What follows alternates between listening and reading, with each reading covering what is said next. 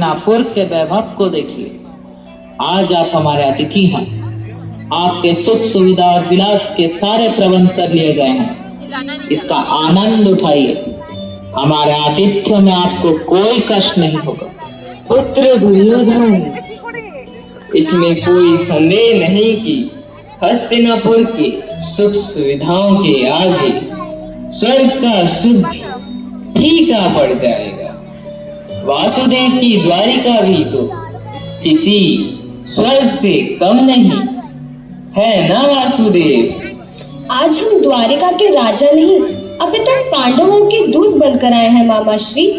इस विलास और वैभव से दूत का क्या कार्य? कोई अन्य दूत होता तो क्या वो राजमहल के अंदर होता वासुदेव? भांजे, तुम्हें तो ज्ञात होगा कि कृष्ण का स्वभाव बड़ा ही चंचल है, नटखट है। हम तो द्वारिकाधीश को सम्मानित कर रहे हैं, आपको प्रसन्न करने का प्रयास कर रहे हैं वासुदेव। ये भोग विलास ना मुझे पहले पसंद था और ना ही इसमें मेरी रुचि थी। आप चिंतित ना हो भ्राता दुर्योधन, मैंने विदुर जी का आतिथ्य स्वीकार कर लिया है। आज की रात मैं वहीं बिताऊंगा। कल प्रातः सभा में मिलते हैं। प्रणिपात। यह सब आयोजन विफल हो गया मामा श्री। मेरे प्यारे भांजे, छलिया है कृष्ण, छलिया। वो बल से नहीं, छल से कार्य करते हैं। कल सुबह वो शांति प्रस्ताव रखेंगे। तुम्हें पता है ना क्या करना है? मुझे भली भांति ज्ञान है मामा श्री। चलिए चलते हैं। चलो भांजे, चलते हैं। आइए वासुदेव, पधारिए। मेरे यहाँ आने से आपको कोई आपत्ति तो नहीं है विदुर जी? यह आप क्या कह रहे हैं वासुदेव? मैं तो बस इसलिए चिंतित था कि आपको कैसे आतिथ्य प्रदान करूं। आप ठहरे द्वारकाधीश और मैं। आप इतना सोच विचार ना करें विदुर जी। जो है घर में वही खाने को दे दीजिए। पर ये जोर से भूख लगी है। द्वारिका से आने के पश्चात कुछ खाया भी नहीं। अभी लाया वासुदेव, अब स्थान ग्रहण कीजिए। वाह, ये तो मुझे बहुत प्रिय है विदुर जी। रोटी और शाक, वाह क्या स्वाद है। आपने तो माता यशोदा की याद दिला दी। रोटी और शाक में भी इतनी प्रसन्नता प्रभु? मैं भोजन से नहीं, भाव से, आपके प्रेम से बंधा हूँ विदुर जी। जो चरम तृप्ति इस रोटी और शाक में है, वे हस्तिनापुर की रसोई में बना स्वादिष्ट व्यंजन में कहाँ मिल पाता। यह तो आपका बड़प्पन है द्वारकाधीश, जो आपने इस तुच्छ नगण्य का आतिथ्य स्वीकार किया। मेरी शुभा निवारण के लिए आपका बहुत बहुत धन्यवाद विदुर जी।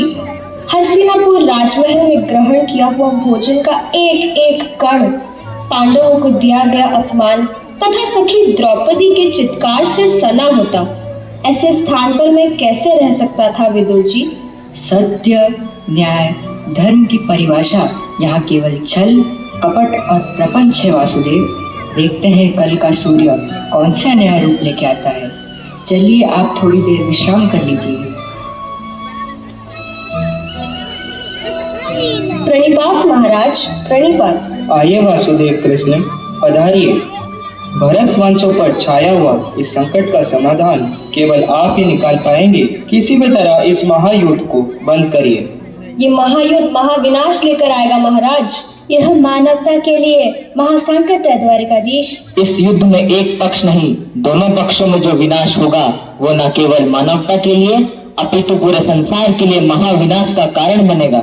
शांतिपूर्ण रूप से इस समस्या का समाधान हम सभी को मिलकर निकालना है। इसलिए मैं पांडवों की ओर से शांति का प्रस्ताव लेकर आया हूँ। आप पांडवों को उनके राज्य वापस कर दीजिए। वे सारे अपमान भूलकर अपने राज्य में शांति से निवास करेंगे। मैं कदापि इंद्रप्रस्थ पांडवों को नहीं दूंगा। इंद्रप्रस्थ मेरा है, उसे मैंने जीता था अपने सामर्थ्य के बल पर। सामर्थ्य से या छल से भ्राता दुर्योधन? अपने भाइयों को दांव पर लगा। ये तो हमने पुत्र युधिष्ठिर से नहीं कहा था ना वासुदेव? किसी को दांव पर लगाना और किसी स्त्री को भरी सभा में अपमानित करना दो अलग अलग कार्य होते हैं मामा श्री। पांडवों को अपना राज्य कदापि हस्तगत नहीं करूंगा। अरे राज्य तो क्या, उन्हें तो मैं भूमि का एक कण भी नहीं दूंगा। राज्य न सही, परंतु पांडवों के लिए 5 गांव मांगता हूँ। उन्हीं 5 गांव में उन्हें स्वतंत्र अधिकार प्रदान किया जाए। 5 गांव और उन पांडवों को? 5 गांव तो क्या, उन्हें तो मैं सुई की नोक जितनी भूमि भी नहीं दूंगा। इसके परिणाम के बारे में सोच लीजिए भ्राता दुर्योधन। परिणाम से ना मैं भयभीत था और ना ही युद्ध से वासुदेव। सैनिकों, बंदी बना लो वासुदेव को। आप मुझे बंदी बनाएंगे भ्राता दुर्योधन? ये चेष्टा भी कर लीजिए, आपकी योजना सफल हो गई मामाश्री। योजना? ये किस योजना के बारे में आप बात कर रहे हैं वासुदेव? बंदी? शांति दूत को बंदी? यह अनर्थ मत करो दुर्योधन, वासुदेव को जाने दो। अपने विनाश को मत बुलाओ पुत्र दुर्योधन, अपने पुत्र को रोक धृतराष्ट्र। शांति प्रस्ताव लाने वाले के साथ ऐसा अनर्थ कदाचित मत करो वत्स। रुक जाओ पुत्र दुर्योधन, अन्यथा यहीं मारे जाओगे। हस्तिनापुर को युद्ध के आग में मत झोंको। ये अनर्थ ना करो मित्र, जाने दो वासुदेव कृष्ण को।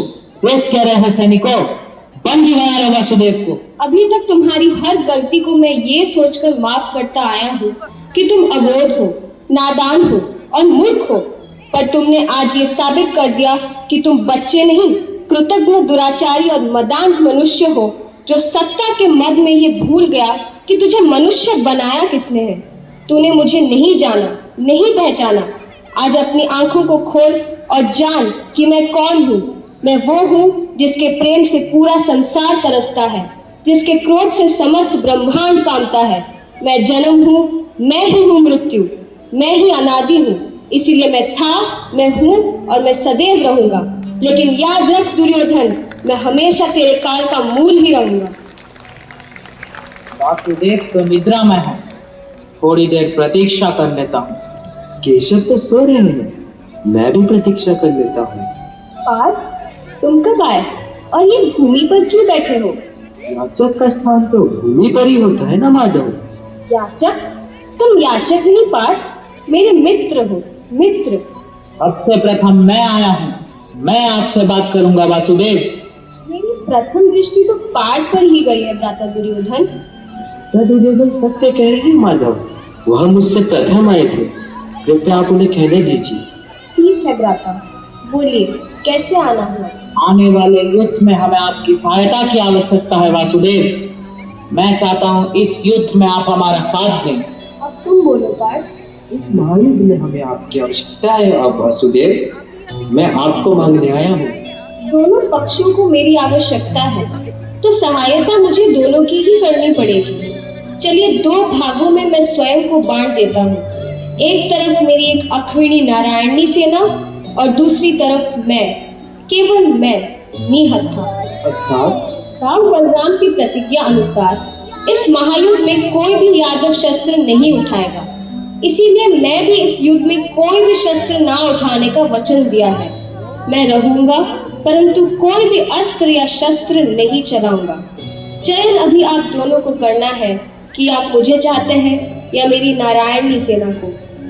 तो इस बार पहले तुम बोलो पार्थ, तुम्हें कौन चाहिए? अकेले मैं निहत्था या मेरी नारायणी सेना? हमें तो केवल आप चाहिए माधव। आप जहाँ हैं धर्म वही है। मूर्ख, जो व्यक्ति शस्त्र ही नहीं चलाएगा उसे लेकर हम क्या करेंगे? हमें तो आपकी नारायणी सेना ही चाहिए वासुदेव। युद्ध करने के लिए सेना की आवश्यकता होती है। अब मैं प्रस्थान करता हूँ, युद्ध भूमि में मिलेंगे। ये एक अश्विनी नारायणी सेना तुम्हारी हो सकती थी, तुमने मुझे क्यों चुना पार्थ? नारायण के बिना नारायणी सेना का क्या सामर्थ्य केशव? हमें तो केवल आप चाहिए, आप, क्योंकि धर्म भी आप, कर्म भी आप, जप तप ज्ञान भी आप। दाऊ बलराम से मिले पार्थ? अभी तक तो नहीं केशव। चलो दाऊ बलराम से मिलकर आते हैं। इनसे ये युद्ध नहीं होगा केशव। यह मेरे अपने लोग हैं, अपने। मैं अपनों पर शस्त्र कैसे चला सकता हूँ? पितामह का वध कैसे करूँ? जिन गुरुओं ने मुझे जीत का मंत्र सिखाया है, वही गुरु द्रोणाचार्य कृपाचार्य को परास्त करने के लिए उन पर शस्त्र कैसे चलाऊं? उठो पार्थ, देखो जो हुआ अच्छे के लिए हुआ, जो हो रहा है अच्छे के लिए हो रहा है, जो होगा वे भी अच्छे के लिए होगा। चिंता और भय का त्याग करो अर्जुन, शस्त्र उठाओ। ये युद्ध संबंधों के लिए नहीं पार्थ, धर्म की स्थापना के लिए है। मेरे रथ के सारथी की तरह मेरी आत्मा का भी सारथी बन जाइए केशव। मेरा मार्गदर्शन कीजिए, मुझे मार्गदर्शन कीजिए। कर्मण्येवाधिकारस्ते मा फलेषु कदाचन। तुम्हारा अधिकार केवल कर्म करने में है पार्थ, फल की चिंता मत करो। धर्म की स्थापना के लिए और धरती को पाप मुक्त करने के लिए ही मेरा यह अवतार है। अवतार? हाँ अर्जुन, अपनी आंखों को खोलकर देखो, मैं हूँ स्वयं परम ब्रह्म। हे अर्जुन, जब जब धर्म की हानि और धर्म का उत्थान होता है, तब तक मैं धरती पर साधु संतों को परित्राण करने के लिए अवतरित होता हूँ। आप मुझे विस्तार से बताने की कृपा करेंगे माधव। यह धर्म और अधर्म क्या होता है? धर्म एवं हतो हन्ति, धर्म रक्षति रक्षितः, तस्मात् धर्मो न हन्तव्य, मानो धर्मो हतो व्यधित। अर्थात धर्म का नाश करने वाला स्वयं नष्ट हो जाता है और धर्म की रक्षा करने वालों की धर्म उनकी रक्षा करता है। धर्म को कभी नष्ट न करे, क्योंकि धर्म नष्ट होने पर विनाश करता है। मनुष्य का परम धर्म है मानवता, सत्य, अहिंसा और जीवों के प्रति करुणा। यह मानवीय मूल्य जब समाज में नष्ट होता है तो समाज में समस्त राष्ट्र का विनाश निश्चित होता है। क्या पितामह भीष्म, गुरु द्रोणाचार्य, कृपाचार्य, कौरव, महारथी कर्ण यह सभी अधर्मी हैं? हाँ पार्थ, तुम्हारे सामने आज जितने भी महारथी गण खड़े हैं, सभी किसी न किसी पाप से लिप्त है। इसीलिए सभी अधर्म के पक्षधर एवं साक्षी बने हुए हैं। यतो धर्म ततो जय, जहाँ धर्म है वही विजय होती है। आपसे समस्त ज्ञान प्राप्त करने के बाद अभी भी मेरे मन में एक इच्छा बाकी है केशव। और क्या इच्छा रह गई पार्थ? आपके संपूर्ण रूप का दर्शन करना चाहता हूँ केशव। कृपया आप मुझे अपने संपूर्ण विश्व रूप का दर्शन दीजिए। भगवान तो भक्त के आगे विवश हो जाते हैं अर्जुन। ये देखो मेरा विश्व रूप।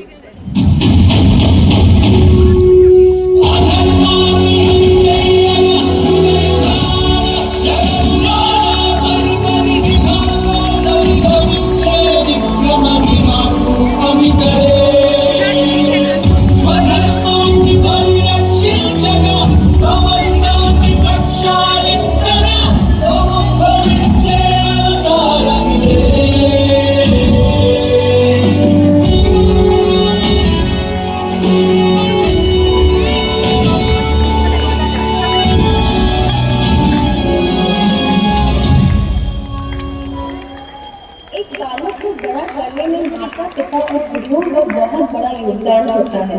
माता पिता भरपूर स्नेह देकर बालक का पोषण करते हैं। गुरु उन्हें सही शिक्षा, सही योग्यता प्रदान करके उनका भविष्य का निर्माण करते हैं।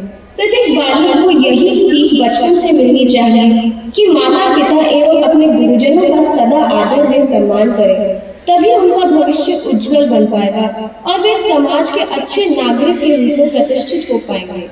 जीवन में सही मित्र की भी आवश्यकता पड़ती है, तो अपने मित्र का अच्छे से चुनाव करें, क्योंकि मनुष्य के लिए बुरी संगत उस कोयले के समान है जो गर्म हो तो हाथ जला देती है और ठंडा हो तो हाथ काला कर देती है। आप सभी का जीवन शाश्वत तथा उज्जवल है। धन्यवाद।